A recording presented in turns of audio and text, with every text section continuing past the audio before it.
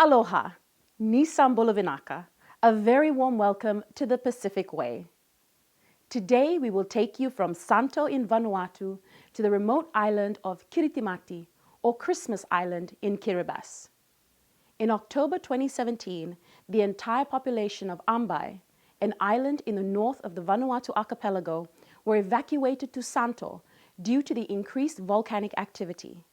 Authorities realized the need for a disaster coordination center to cater for the needs of the evacuees and help them resettle in their new homes.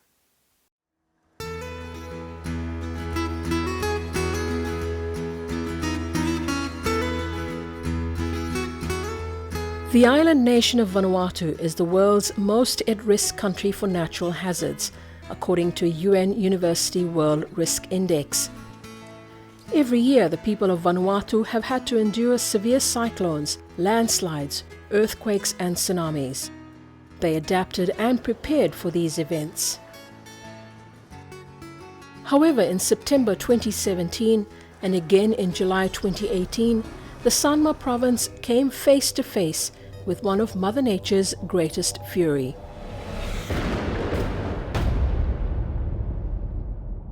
The lake volcano of Monaro on Vanuatu's Ambai Island began to erupt, releasing large quantities of ash and creating acid rain. A state of emergency was declared and the entire island was ordered to evacuate to Espiritu Santo. Life as they came to know it on Ambai came to a standstill for the over 11,000 residents. All the people felt sad during that time. So it's one of the historical events or something that people, they never have in their lives. So it was sad and even people so scary. It was really a disturbing time. Having to leave behind everything they had worked for all their lives wasn't easy. Some had to be forced to evacuate. It's very, very hard to move. So when they move us with the force, and then we try our best, so we leave our property and animals, all those things in the ground, so we left behind and then we moved to Santo. That's the first phase in our life. The need for a mass evacuation also caught the Vanuatu government and international agencies by surprise. For the government, it was a new experience, especially since it's a geotechnic disaster to do with volcano, and we were mostly experienced with cyclones and all this stuff, but this one was different, so a lot of challenges in terms of what to do, what to expect, and everything came. So in terms of government, a lot of the things that we went through was also a learning experience, both from the national government, civil society as well, and also the NGOs that helped in coordination and addressing the disaster. But while the eruption caught everyone off guard, a swift and coordinated response was urgently required. And it was just 2 months before the 2017 eruption that 2 years of work under the Pacific Community's Building Safety and Resilience in the Pacific Project, or BSRP, presented a lifeline for the people of Ambai and the Vanuatu government. Under the Pacific Community's BSRP project, the first Provincial Emergency Operations Centre was opened in Santo in July 2017 and was to become the hub of response and relief efforts. Funded by the European Union, the centre is built to facilitate 3 or more national disaster management offices, and it is fully equipped with the necessary technologies and ability to send and receive real-time disaster information. For the Ambai evacuations, I think the Sanma EOC just established on the right time that we managed to gather all our stakeholders together inside the EOC for the first time. and we are dealing with a national disaster. So this office is really has really helped us a lot to respond to the people who are affected. The newly constructed Operations Centre also became the first relocation site. This allowed the NDMO appointed focal officers to swiftly coordinate ration distribution for the evacuees. Over 7,000 people. Yeah. So we really tried our best to help these people around here. It took us about 2 weeks. Yeah, so we have to help the people before they get all hungry. The NDMO's office, through SPC and relevant partner agencies, are also working on finalizing disaster response plans and standard operating procedures. The project in Santo also reflects the important role of partnerships to help save lives.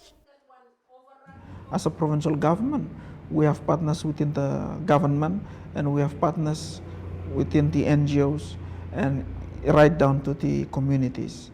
So once any situations or any plans that we have, those partnerships really helps. So each one brings in resources, brings in everything, and then we can come up to something really, really good that will help everyone, and everyone also benefits from it, especially during times such as disaster. So with the national government, having partnerships with organizations like SPC, it's a really, really important thing, which I see the Pacific region is moving on to create these partnerships, not only within the Pacific, but also internationally to address issues like disaster. So. For those rebuilding their lives in Santo, the project truly reflects on the strength and resilience of Pacific people. But I like to think that that disaster is a natural hazard, and I think self-reliance is a component. And my community is trying to prove that you know, we don't want to make a big noise about, you know, we don't have this, we don't have that. You do what you can do, and of course you guys coming in to help us, government, they come in at their own time to help, but I think we have to do what we can do ourselves.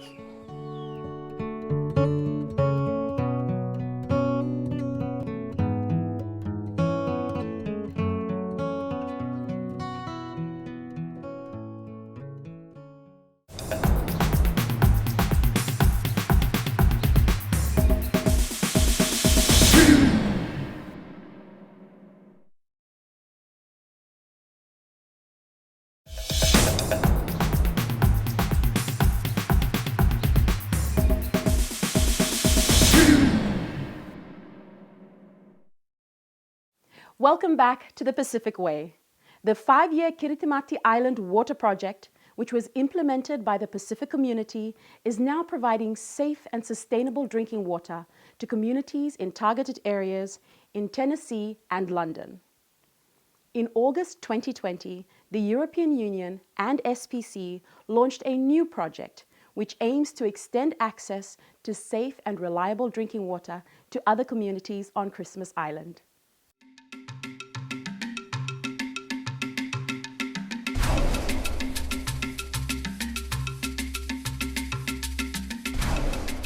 Located 200 kilometers north of the equator in the Pacific Ocean is the largest raised coral atoll in the world, Kiritimati Island.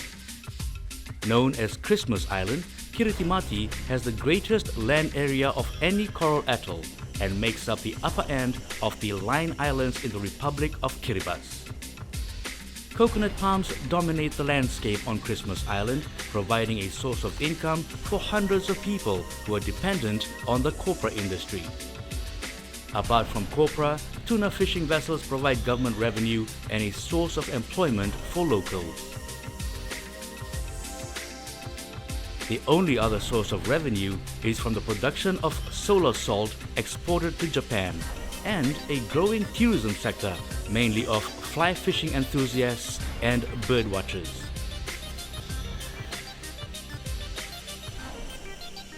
Christmas Island was declared a bird sanctuary in 1960 and subsequently the whole island was officially declared a wildlife sanctuary in 1975.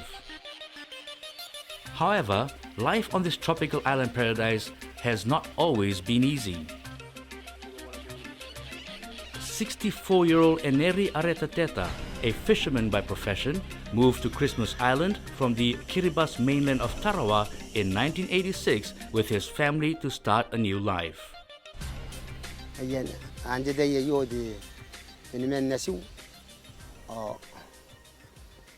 sibu ari ye mega mega yangai de men tengaun ya ngai bunna jaw ma buri na ngai yo au par gira ge tiagawa mangi mondo ko yon au ere ge uri sa yon do pi no no ya gawana ben ndege bau kare kamane.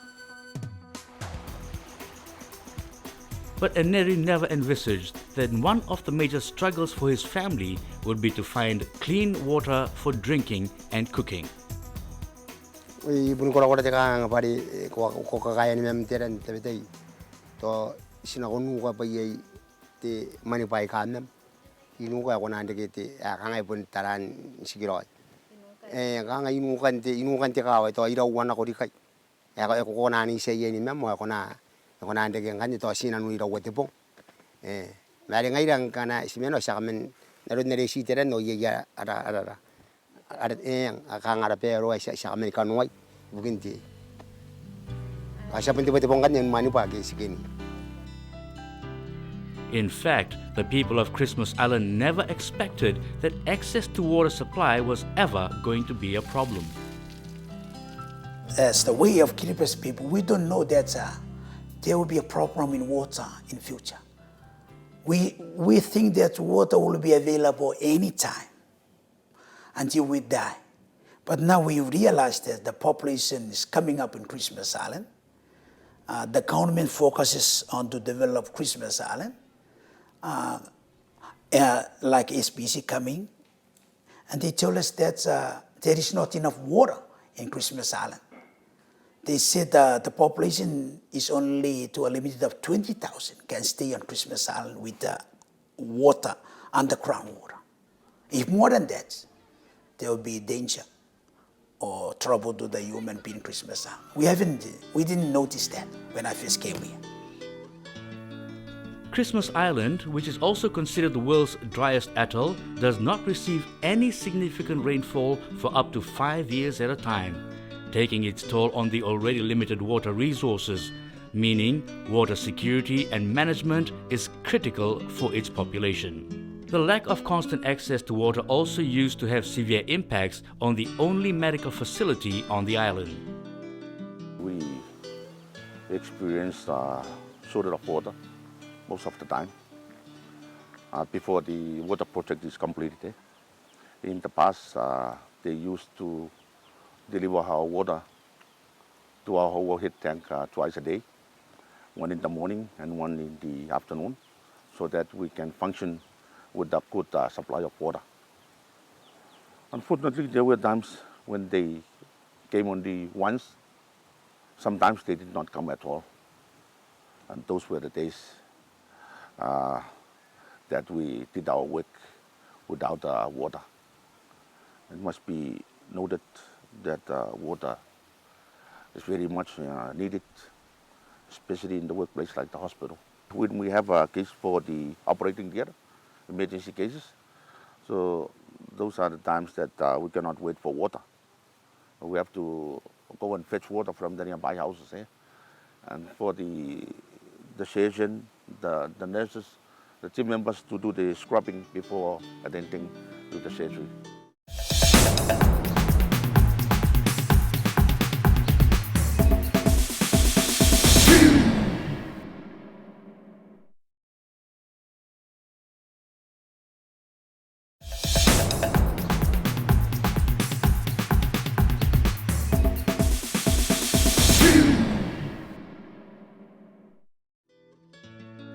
While many reverted to the shallow wells near their homes, which usually provided salty or brackish water, others had to rely on the government water trucks to supply their water.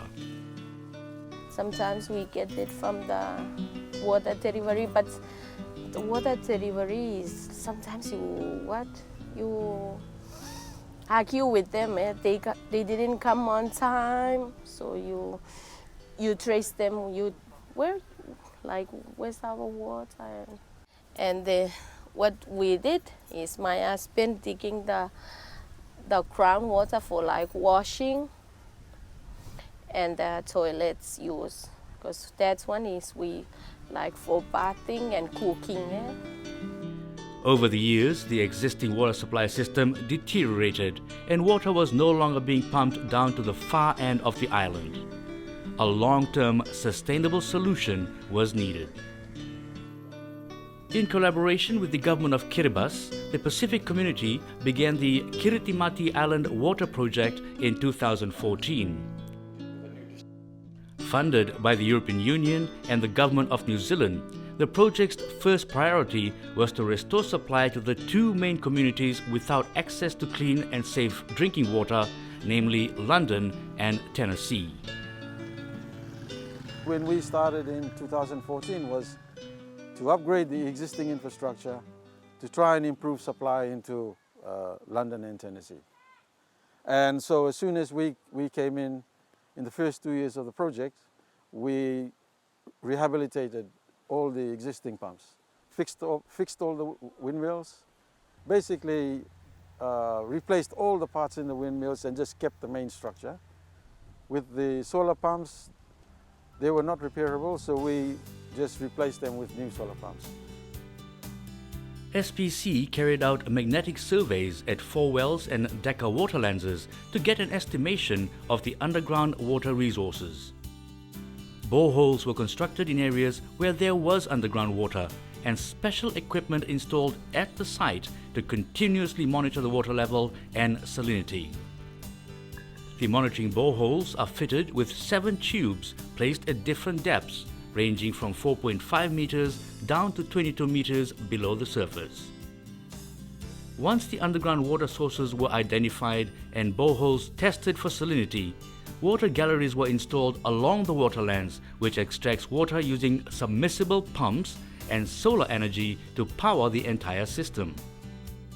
The innovative design of the solar panels ensures the system is able to extract as much solar power as possible to run the pumps throughout the day. The solar panel, they built it like this because before the solar panel is only facing the other side, yeah? But now they face, because during in the morning time, early in the morning, maybe 6 o'clock, the pump is supposed to be started, yeah? And the evening time, the pump should work also properly, because they have to maintain the output of the pump.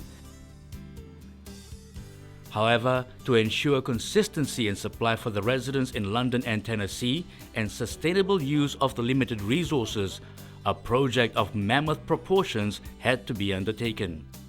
What we did was we also installed flow meters on all the pump wells as well as on the main pipeline to ensure that we did not over-extract beyond the sustainable yield of the lens. We also constructed a new pipeline from the Decca water lens to Tabakea to serve the population in Tennessee and London. At the end of the pipeline, we also built a 250,000 litre water tank and a pump station. So when the water reaches the houses in London, it first fills the groundwater tank, and then the transfer pumps feed the water up to the head tank in London, and then it distributes to the houses. The pumps installed at the galleries allows daily monitoring of the water levels at all the individual sites. What is most significant is that the underground water is treated on-site by a chlorination machine, making it safe to drink. The first time in almost a decade, water is able to be treated automatically before it reaches the communities. The way the solar chlorination system works is that every 10 liters, after every 10 liters, it doses chlorine into the water supply pipe. So the water that's being supplied down to London is now chlorinated water at safe chlorination levels. It's so important that we monitor the chlorination of the water because it should not exceed a certain level, otherwise the water will get, the taste of the water will be heavy on chlorine. SPC has been conducting training for the water and sanitation staff and other relevant government agencies. Tailor-made courses were developed on medium-level pump training and specialized plumbing training, connecting systems, rainwater catchments, as well as installing water pumps and maintaining the water pumps. They have to go and monitor the output of the pump, in order to know that whether the pump is working very well or not. They're supposed to go and look at that indicator, because the indicator there, they can show whether the water level is low or whether the solar is not producing power, in order for the pump side to work well. In order to ensure the water supply system is maintained and sustained into the future, authorities are also working to implement an effective billing system. Some people are still complaining that they request that water should be free because water is life. But now we are trying now to explain to them through also SPC, going to schools, that water is life and there should be how to maintain water in a sustainable manner so that there will be a continue of using water to the public if there is a population increase. For the first time in their lives, thousands of people on the island are now receiving clean tapped water in their homes. You hallelujah, yeah, thank God this is how we we expected to work, but before we don't have that. First time we have shower.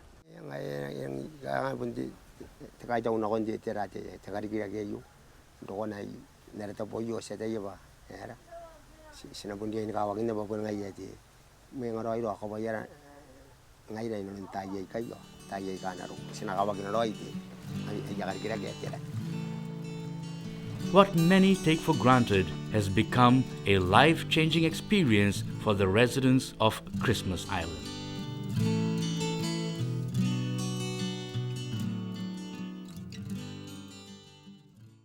Thank you for joining us. That is all we have time for, but you can look forward to more exciting stories next week. Be sure to check us out on the Pacific Way Facebook page and YouTube channel. Tofani, Koikia. Bye-bye.